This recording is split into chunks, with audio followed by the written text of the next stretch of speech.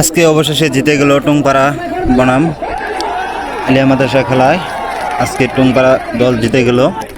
খেলাটি অনেক সুন্দর হয়েছে এবং আজকে ফাইনাল উঠে গেল টুংপাড়া একাদশ এবং আলিয়া একাদশ ঢুকে গেল।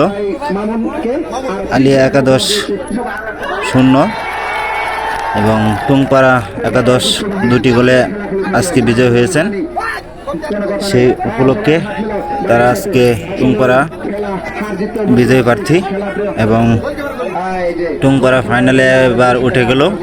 দেখতে পাচ্ছেন দর্শকের খুবই উত্তেজনা এবং তাদেরকে একটু উৎসাহ করার জন্য আরও কমিটি পক্ষরা পুরস্কার বিতরণ করছেন এবং সকলে হাততালি দিয়ে তাদেরকে বরণ করছেন টুংপাড়া দলকে এবং তাদেরকে টাকাও গিফট করা হচ্ছে। আসলে অনেক ভালো লাগলো খেলাটি দেখে।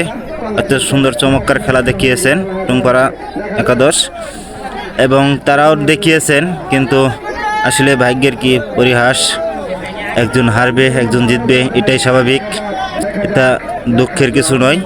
কিন্তু খেলাটি অনেক ভালো লেগেছে এবং টুংপাড়া একাদশ এই প্রথম সেমিফাইনাল উঠেছে।